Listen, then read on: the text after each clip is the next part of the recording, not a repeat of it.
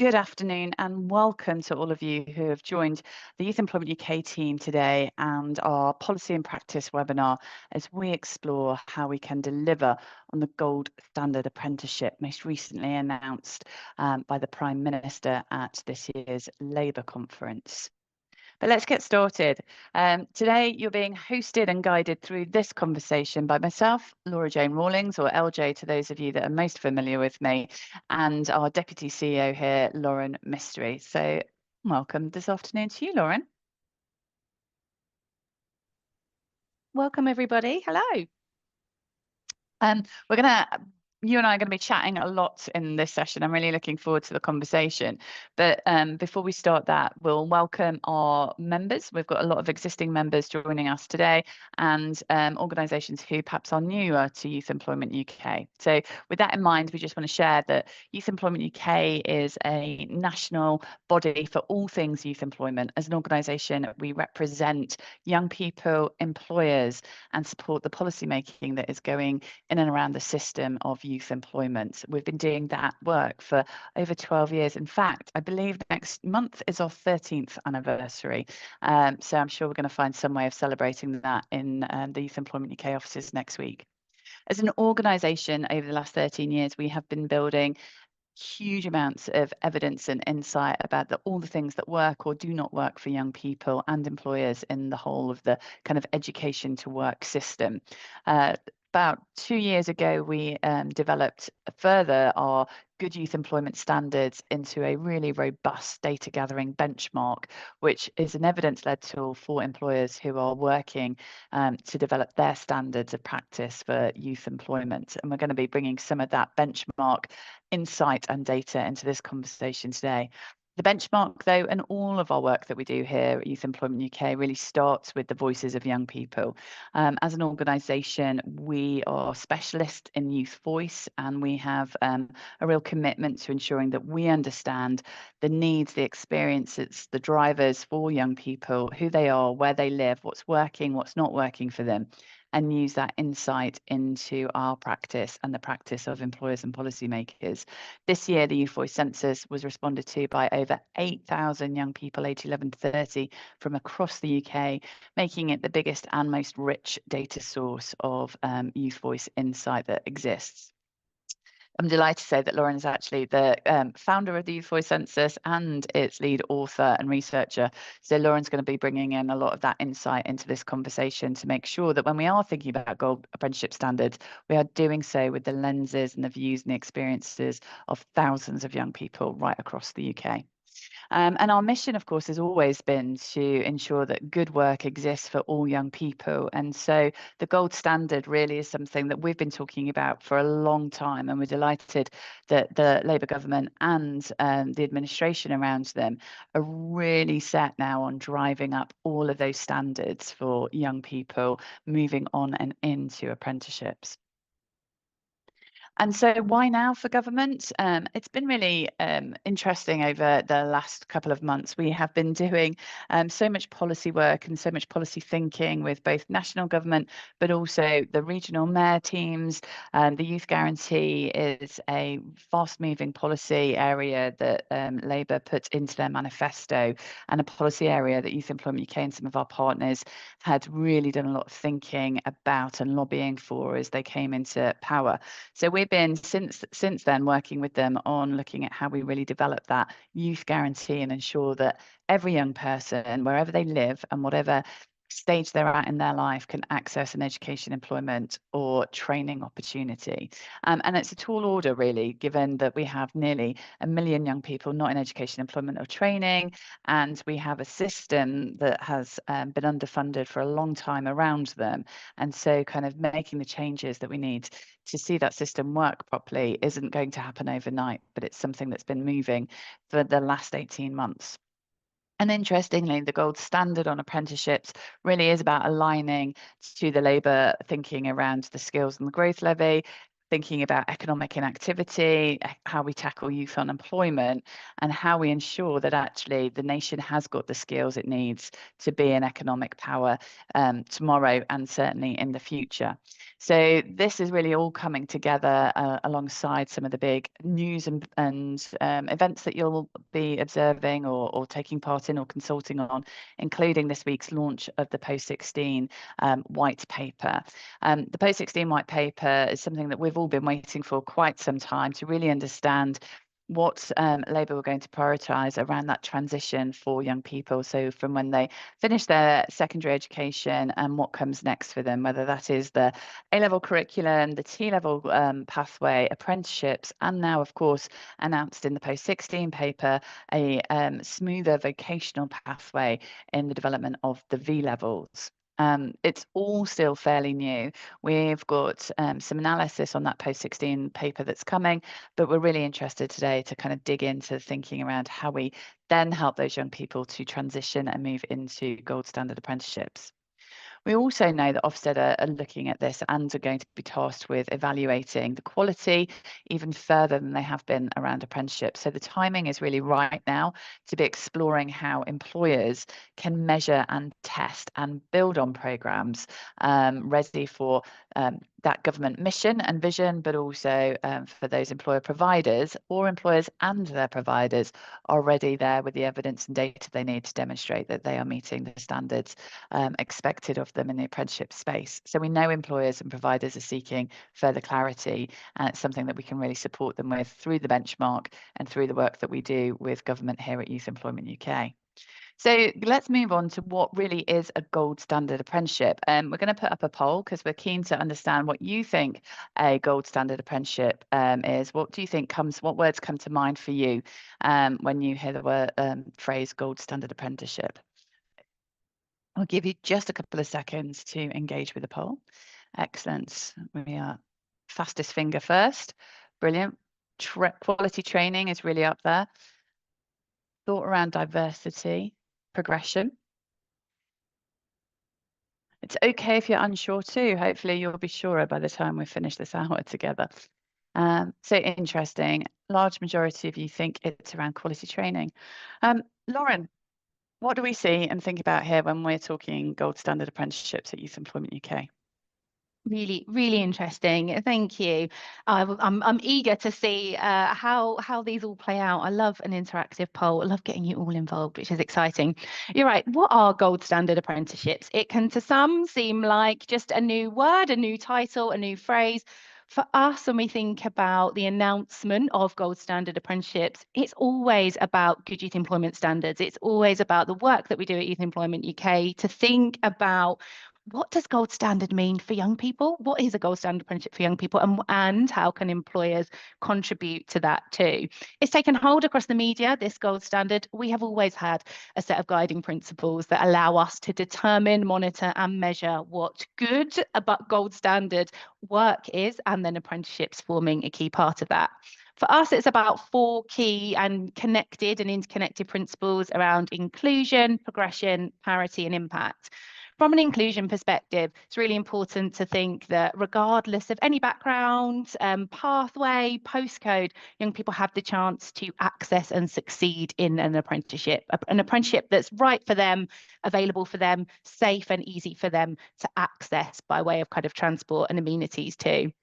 The IS is about tackling these barriers each and every year. The reason the Youth Voice Census and the Good Youth Employment Benchmark run annually is because some of that data information and some of those who are missing out the most, or some of those who have always been missing out, actually what happens over a number of years is the challenges are different. They compound. Actually, then what it takes next to support and include those groups of young people is slightly different, or kind of it needs to be accelerated faster. Inclusion isn't something we can look at in one moment of time. It is about the constant update, understanding and moving forward.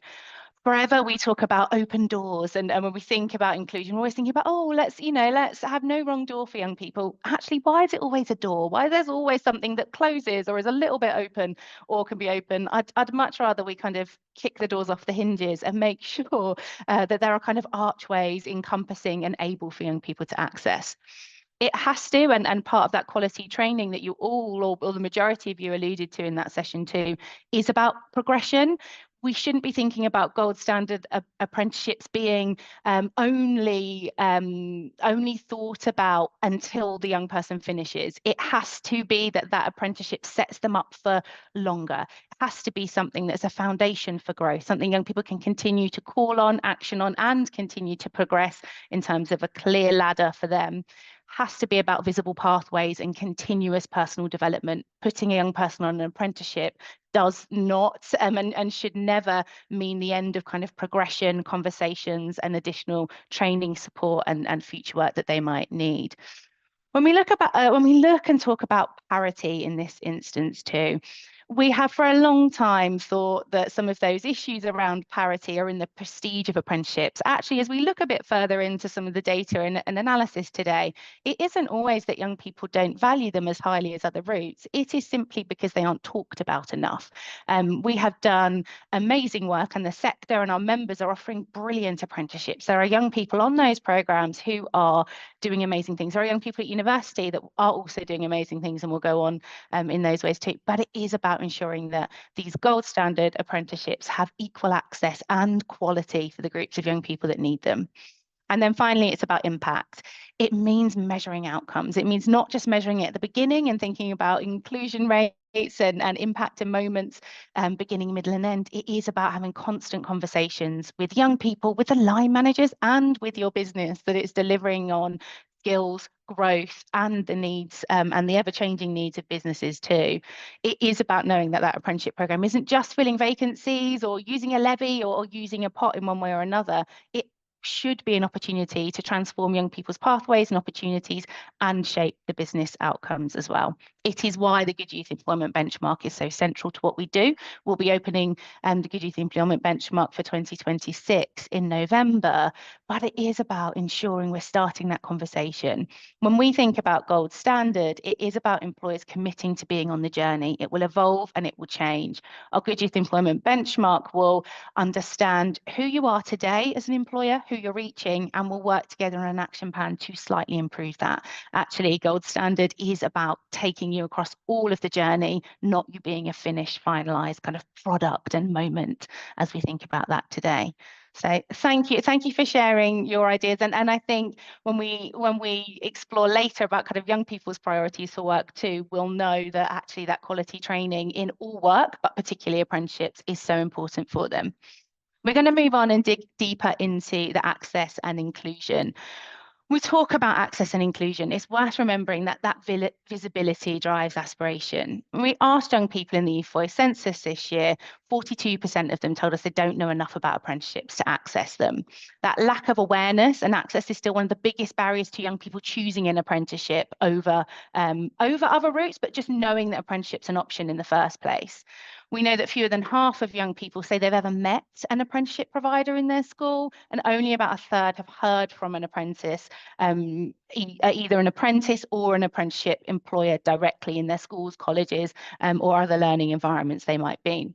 When we compare that to other ways that young people hear about their futures, 7 in 10 have had contact with a university in that same period of time. So we aren't showing young people other apprentices, other apprenticeship providers, or apprenticeship employers that they can access, that they're able to know that there is a good, valid and a moment for them too. That imbalance is what shapes young people's perceptions.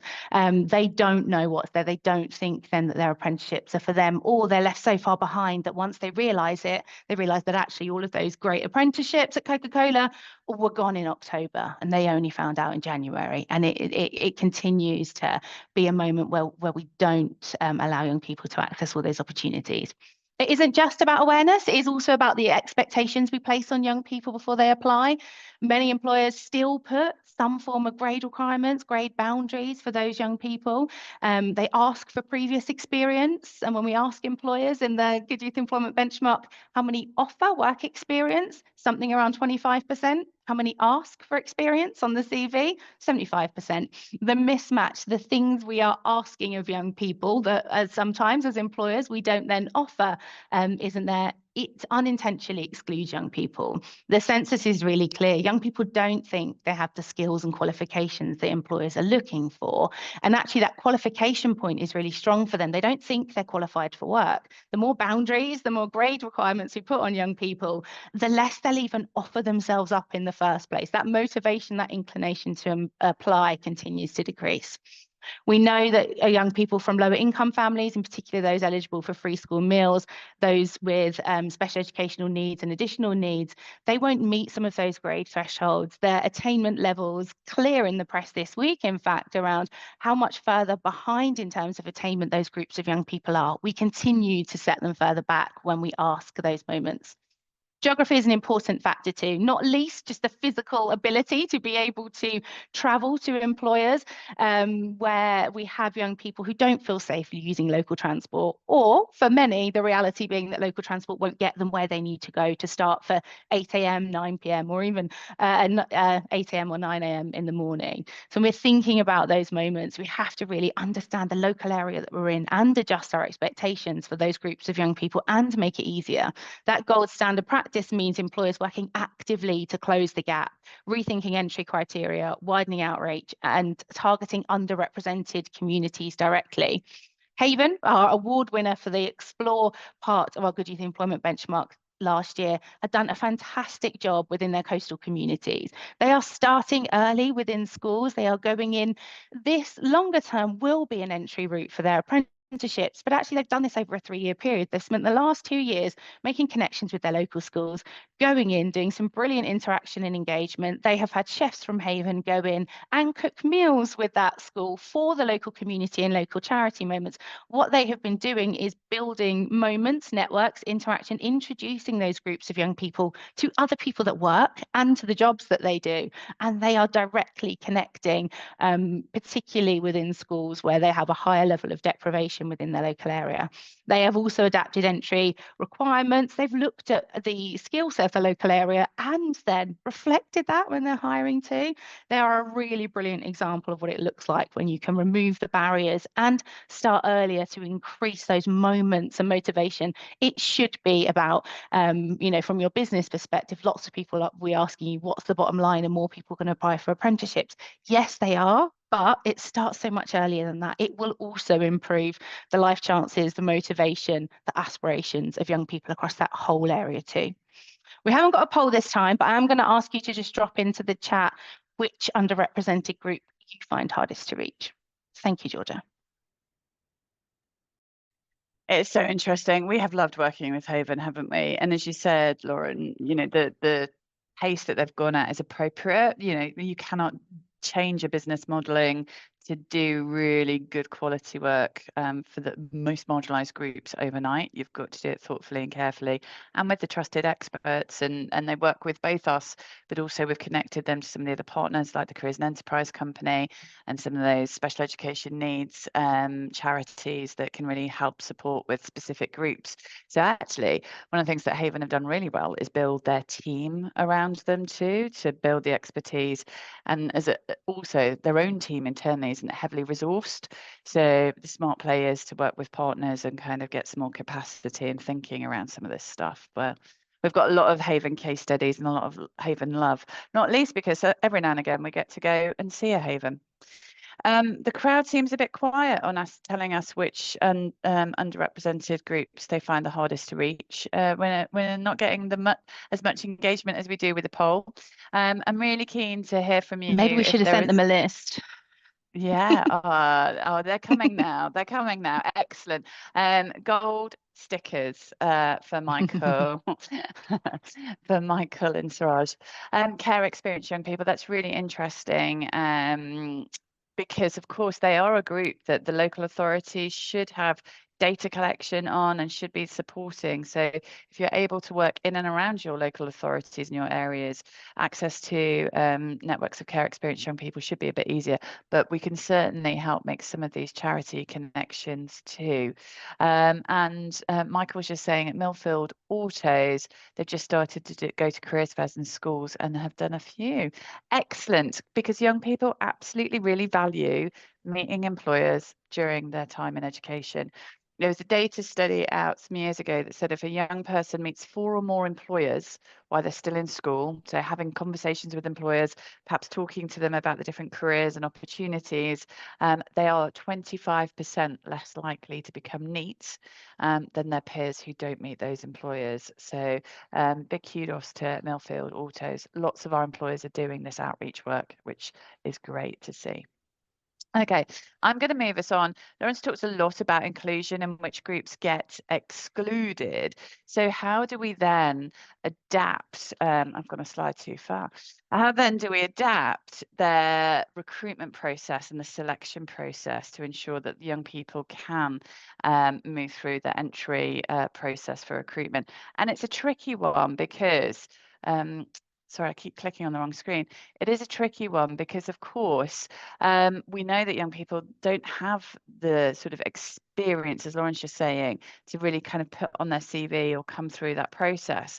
And so if we are looking and using the biases that we might have when it comes to looking for someone who's had some experience, who can articulate perhaps when they've dealt with a customer, or who can share with us a time when they have done X, Y, and Z work-related skill, we're going to exclude those young people who really struggle to get those early experiences and who have really been missed out when it comes to careers education or having a part-time job in their local area. And it's a shame, really, because that's where talent often lies. But the Youth Voice Census 2025 showed us that young people are putting in as much effort as they can to get themselves ready for employment. We've seen a huge spike in traffic on the Youth Employment UK website over the last few years. And young people, often the most sought for article on the website is, how do I write my first CV? How do I show up at an interview if I've got no experience? Young people are doing that level of research to try and help themselves stand out, but it is really tricky when most employers are in fact looking for that skill set. So nearly 76% of us, nearly 76% of young people told us they feel confident in writing a CV. You know, we are, and others helping them to do that, but they still don't really understand what skills employers are looking for because they're missing that connection. So we know something important here. Young people want to work. And there's a myth that we can debunk right now when we hear Gen Z don't want to be work, you know, they're not work ready, they don't want to work. It's my least favourite phrase, Gen Z, and something that we've absolutely banned here at Youth Employment UK. Our young people right across the country are very individual, with very individual experiences, and we shouldn't be looking to catch all marketing terms like Gen Z to determine how we treat them as an entire homogenous cohort of 12 million, which in fact there are 12 million young people who meet that Gen Z age bracket. We have to look at them individually, and we have to try and tailor our pathways and our routes in. So we know that those young people are coming into the job market with less work experience, but how then do we ensure that we are creating a system that opens up opportunity to them? It's really important when we're thinking about that gold standard that we think about designing our processes that recognise potential and not just experience, removing unnecessary barriers, being transparent about what you're looking for, and offering structured feedback. Even if a young person's unsuccessful, the time you take to give some good feedback to them will help them on their next journey. And feedback is part of that learning for them. They do need to hear it. Too often I've heard from young people who've applied for 200 jobs and not got a look in. The demoralization of the application process for them really has an impact on who they are and their confidence levels and levels of anxiety. But actually there is, if you keep doing what you've always done, you're always going to get what you've always got. You know, if we see a CV or an application process that really is not going to cut it, if we can take that time to give feedback here, we're going to help that young person move differently going forward. And constructive feedback it doesn't have to be too hard. Even it can be just a short note or resource link, particularly to some of the Youth Employment UK resources that are free for young people to use, just to help them in those next steps. Thinking about the employers that we work with who are in our membership, we've certainly seen with Molson Coors, the beverage company, who won Employment Award winner 2024, last year's awards. They've got an ethos built an ethos into every stage of their recruitment process, that they've adopted blind recruitment to reduce bias. They give feedback to every applicant, and they run online get ready for work sessions to help candidates really understand what the employer value is and what they're looking for and how to be successful through the process. And I think that's really important. We don't have to make recruitment a secret. We can absolutely make recruitment part of a learning journey for young people. And we can show them what good looks like so they can prepare with more confidence and understand who you are as an employer. By doing that, though, Molson Coors have certainly widened access and improved their diversity of that early careers pipeline. So it does make an absolute difference when we're thinking about how we can support young people in that journey. And I'm just wondering if we can ask the organisations on this call what small change perhaps they've made in recruitment this year based on conversations they've had or feedback they've had from young people through the pipeline, and or perhaps some of those members who are using Youth Employment UK resources and been to some of our member only webinars and taken away some of the tactics they've heard. Have you been using or doing something that's changed your recruitment this year? Let's get this up in the poll. Thanks, G.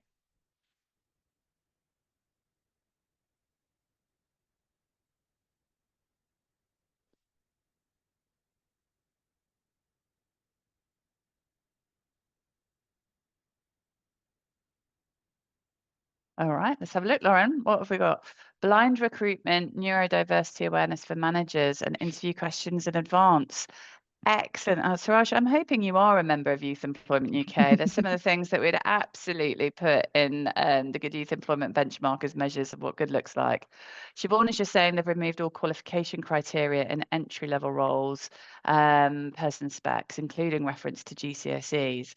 Really interested in that, Siobhan. It's something that feels quite far away for some organisations. I would love to see just a response to that. If you think, Siobhan, it's improved your inclusion and application rate from young people, would be great to hear that. Update job descriptions to ensure managers are actually conscious thinking that they need for GCSEs. Yeah, absolutely. It is some of that line manager training that needs to move all the way through.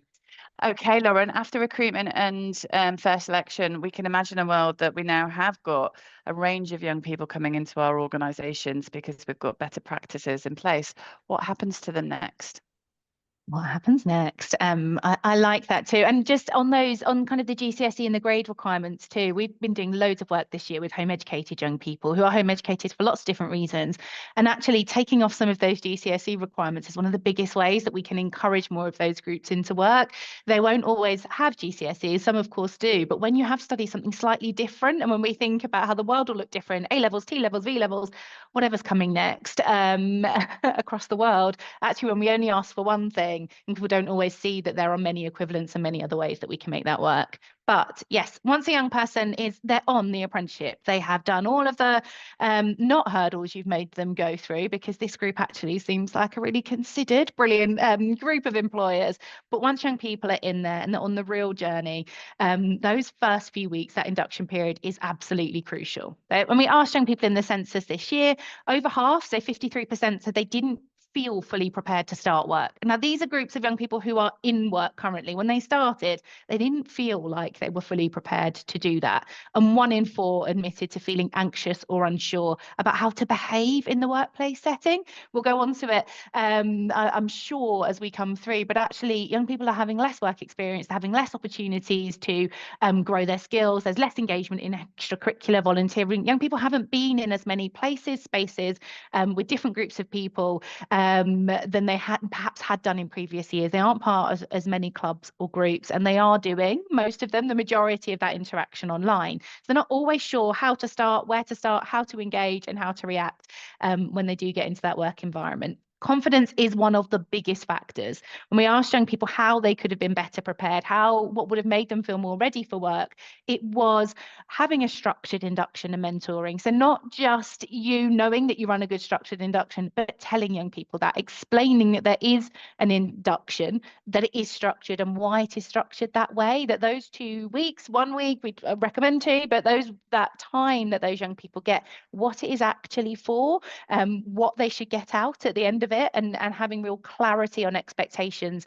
and feedback moments too as to how the young person's progressing. When they come into the working environment for the first time, for lots of them, they're not always sure why you're telling them something. There's lots of things you learn on your induction that actually don't come up or happen, sometimes within 3 months, 6 months, a year of something happening. When we induct our staff at the start of now, we're going to be talking about launching a census that won't happen till September. There are moments to kind of come back and feedback to, but it's also the majority of young people had told us that they really wish they had a safe space to ask questions without fear or judgment. Sometimes you might feel like you're providing that, but actually giving them a buddy, giving them someone else to talk to, almost having a faceless moment where they don't have to stand in front of their boss and say, "You're not being clear. I don't understand. I'm not sure what you're saying." It's a really difficult thing for young people to say when they first start a job, but creating a safe space, and sometimes like a faceless space for young people to do that will really help. From the expertise that kind of we have, and when we're talking to young people, it's really important to think that the induction starts before that first day too.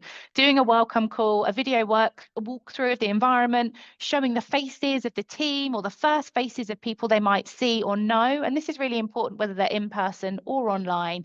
Having that meet the team induction, having seen faces before, being able to have names and faces of people that you're going to come up to and see in those moments allows young people, particularly if they're anxious, to visualize where they're going to be, where they're going to sit, where the toilets are. Massive things which we can improve quickly for young people. And it is then about knowing where the ongoing wellbeing and support is in place too. Having that support in place and young people knowing that directly improves retention. When we asked young people in the census this year who had fallen out of work, for want of a better way of saying it, in the previous 12 months, actually, for the majority of young women who had left the workplace, it was because of friction. It was because they didn't know how to say things to their line managers, or they felt there was they felt there was friction in the workplace. They weren't sure what the expectations were. They didn't know how to have those conversations with people. They didn't have that support, that mentoring, that person to go to say, "This doesn't feel right. I'm struggling with this person. How can I build a resilience? How can I have that conversation?" And for young men, the biggest reasons they had fallen out of work in the previous 12 months was because of they felt unrealistic expectations, that they had joined a job and been inducted into a job that then felt really, really different to the workplace too. So when we think about those young people who are now neat and so much further behind, they had started work, that knock to confidence, that resilience those young people need to actually get back into it is really difficult and challenging for them. Actually, with better inductions and better ongoing wellbeing support training for line managers who will be working with young people are twice as likely to say they are planning to stay with their employer after their apprenticeship if they have those things in place in the first place, if they have wellbeing support, and if they've rated their induction as highly. As an example of an employer that's doing that well, Coach Core, who are an SME, are a great example of doing this in practice. Their apprentices begin a 2-week induction that focuses on confidence, communication, and self-reflection. They are picking up some of the behavioural moments about starting in that apprenticeship, making people feel really confident in the environment that they're in before they then teach them how to do the paperwork, I don't know, whatever roles they are doing in that environment. Every young person is supported by a trained mentor and joins group sessions about mental health resilience and managing feedback. Again, a really important point when we link it back to where we've seen why people fall out of work. That approach has led to a 98% completion rate and really high scores in terms of wellbeing and progression. Putting what can seem like really simple things in place, thinking wider than how can I just get this person to do the function of the job faster, is what gold standard in onboarding is all about. It has to be proactive, mentors be trained, and young people really get then the clarity that they need. There is a poll to do for you now in terms of thinking then about how tailored your induction process is for apprentices.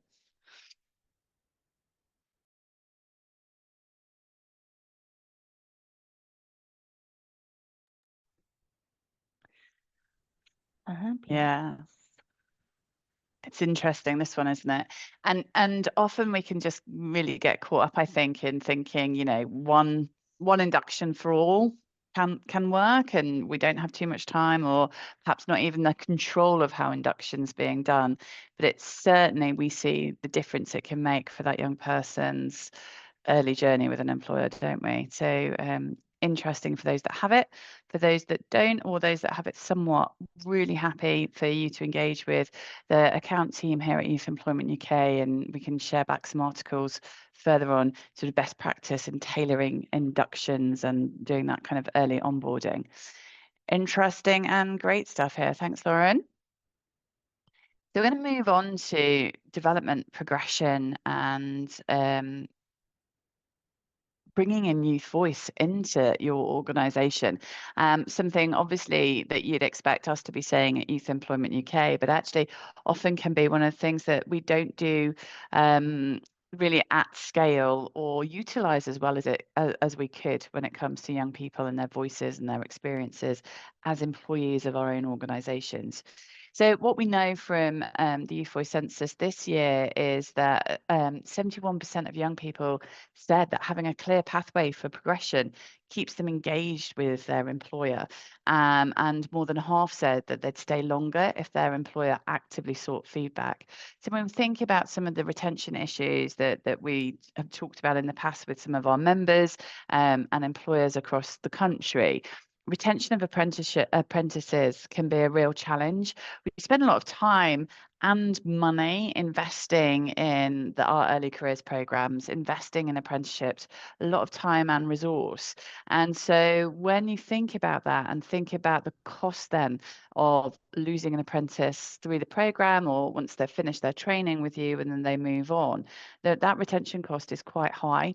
And so it's not just a good thing to do, the right thing to do. There's actually a financial reason for making sure that your development progression and youth voice activity is as good as that early onboarding, those early recruitment approaches that you take. It goes all the way through.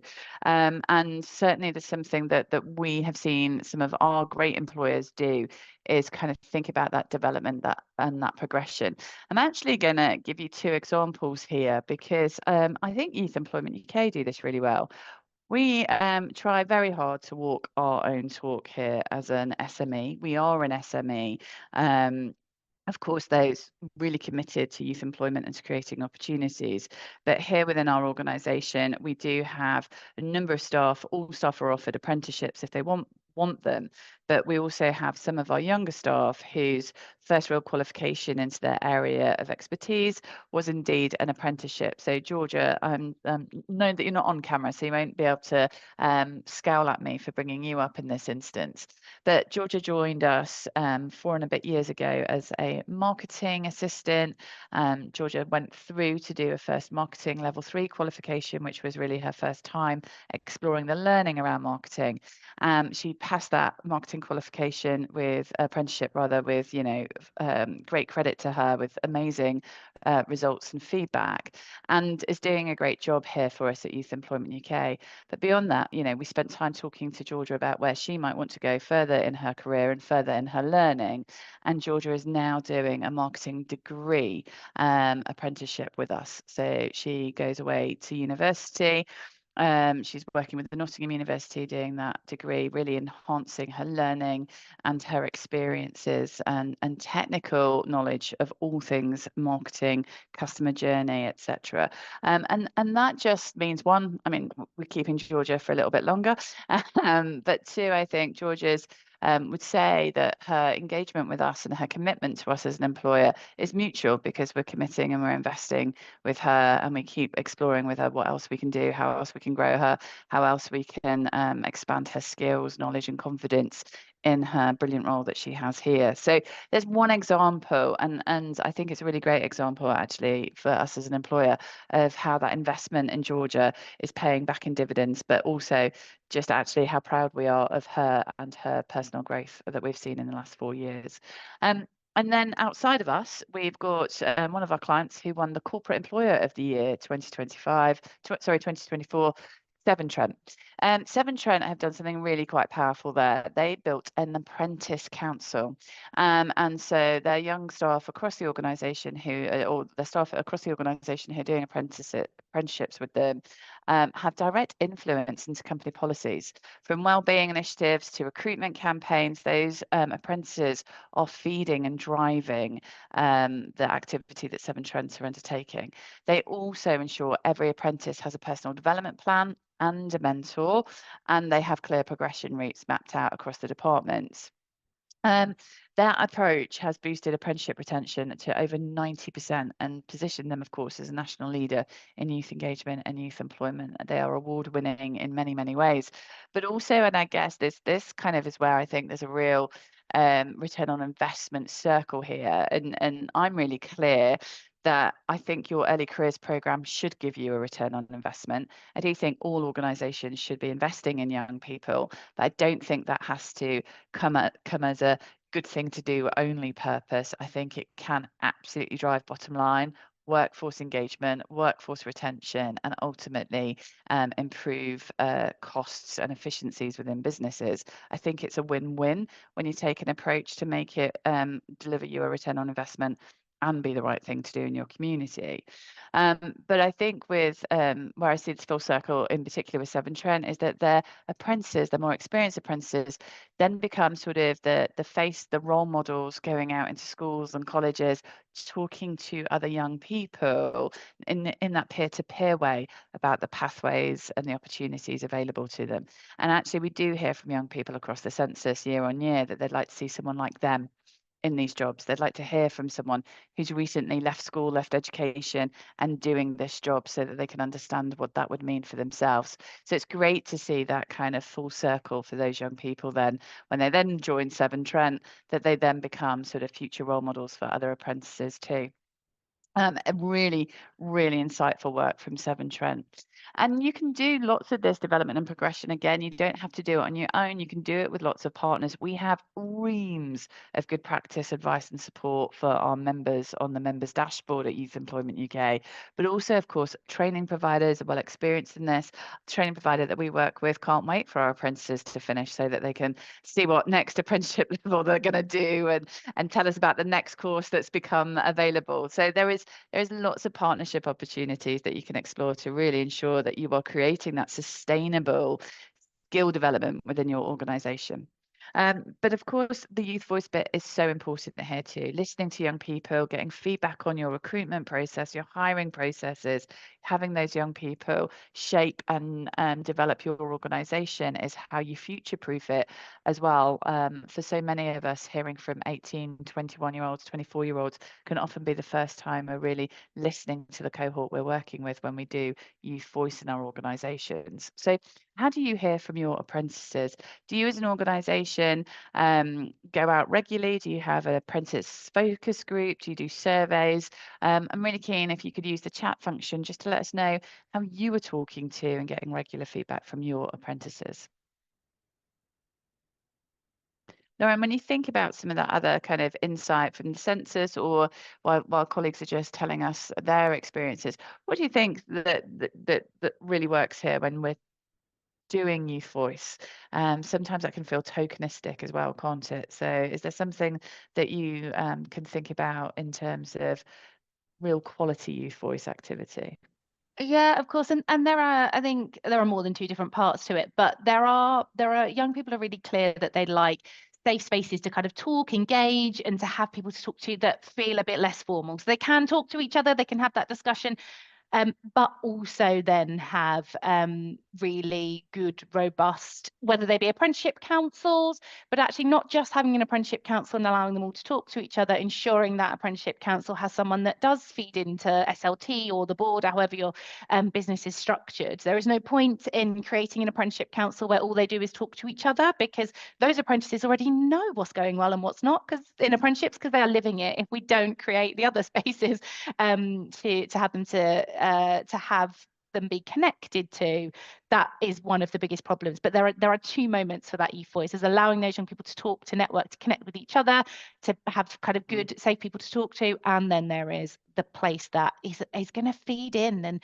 don't set up an apprenticeship council if you have absolutely no willing to listen and change something if it's wrong. Like, you really have to be kind of invested and committed. You don't have to do something, you don't have to do everything people ask for, but if you aren't going to kind of listen and approach it, then from a young person's perspective, there's absolutely no point in doing it in the first place. So yeah, making sure they have good places to feed through is probably the best thing.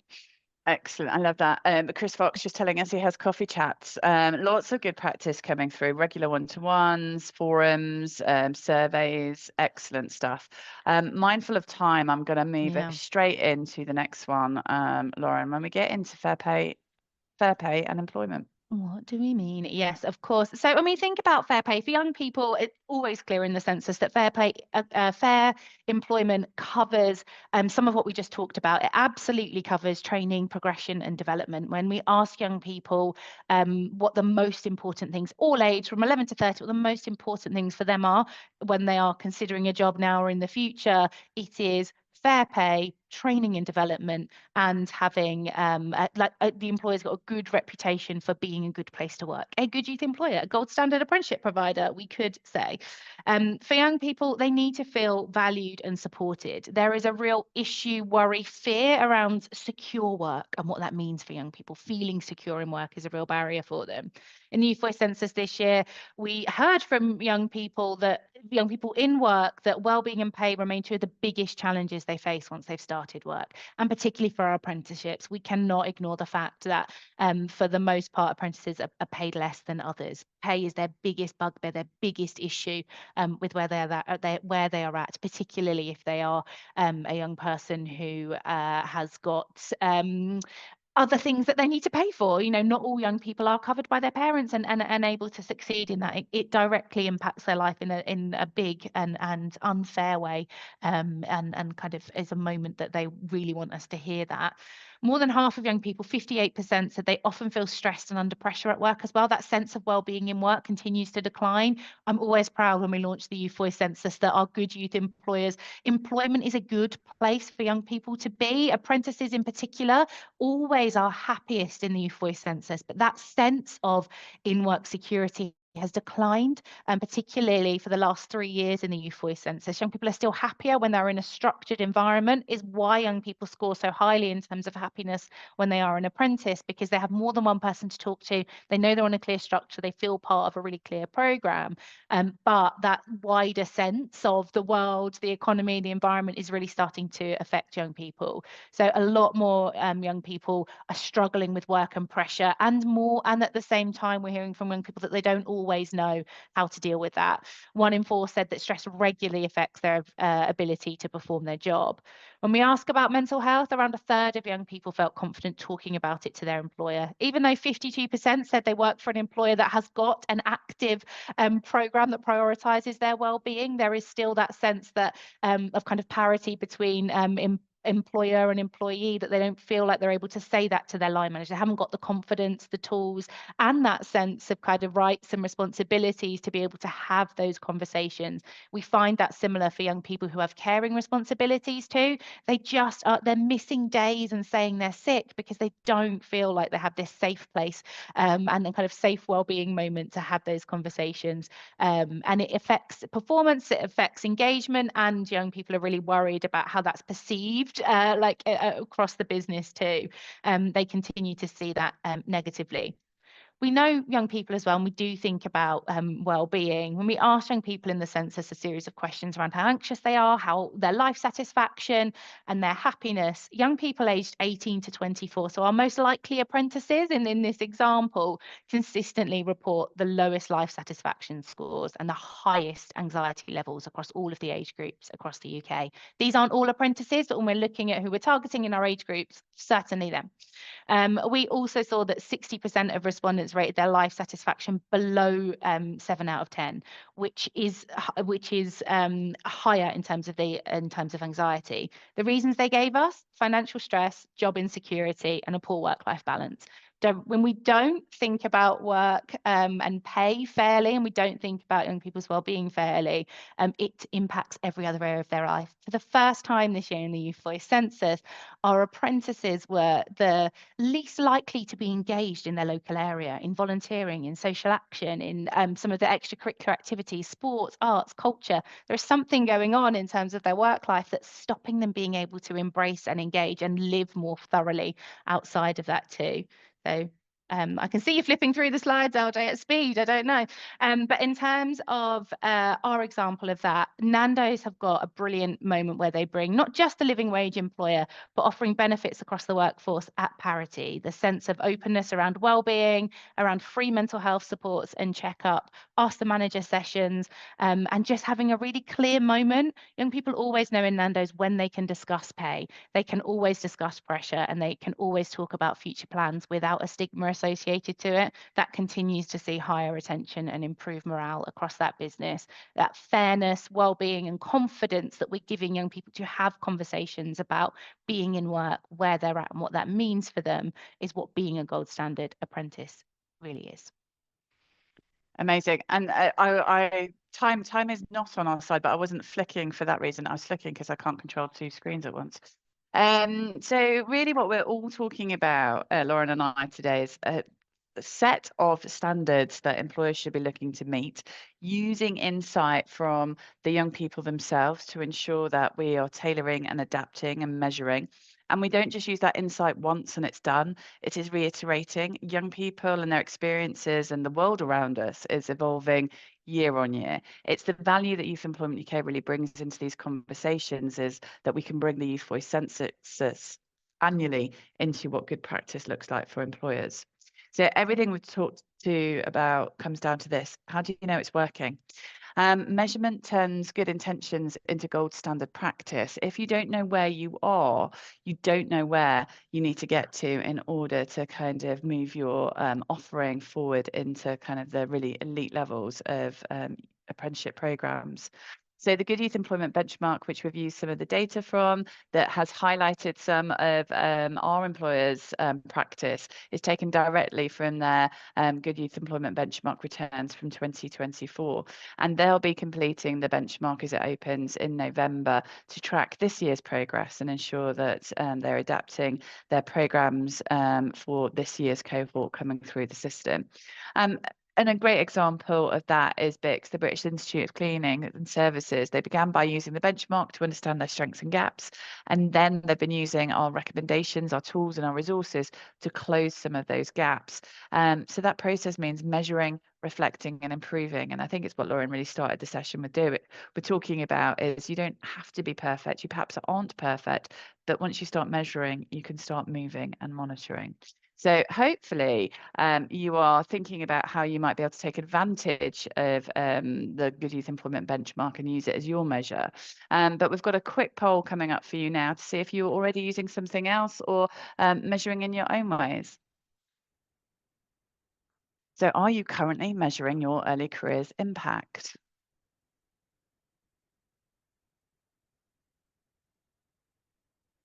A real mix. And that's absolutely great. You know, once you know why and how it's so important and what difference it can make, you can start looking for the right tools that you need based on who your organisation is and what their your particular needs are. With 5 minutes left to go, I guess that leaves us to kind of really pushing on our call to action. You know, the benchmark, as we've talked about, it opens in November. Now is the time to act. If you are a member of Youth Employment UK, your account manager will be in touch with you directly once we push the go live button on this year's question set. If you are not yet a member of Youth Employment UK, it is something that is included in that membership package. So please talk to the team to find out how you can ready and be online for when we go live. With your membership, not only do you get the benchmark, but you also get access to our advice, our guidance, the insights that we're sharing, and recognition of your commitment to good youth employment through the Good Youth Employment Standards badge. For our members, they'll also get a free complimentary ticket to the Good Youth Employment Symposium. essentially a Christmas party that shares excellent practice of employers from around the country. We'll have some big policy names coming into the symposium this year, talking about the direction of travel for the skills and apprenticeship levy and where we're going to see that policy move on to. But it is still a Christmas party, let me tell you. If you want to find out how you can attend or even how you can get involved with sponsorship opportunities for the symposium, again, please reach out to us because we'd be really happy to have that conversation with you. Tickets for the symposium, if you're not a member but would like to attend, are open at £75 per person. So it really is an event that you can't afford to miss. Showcase your gold standard commitment before 2026. Recruitment is open all year for lots of different employers, but of course young people right now are looking for opportunities. There are nearly 1 million young people who are not in education, employment or training, and they are looking for employers just like you.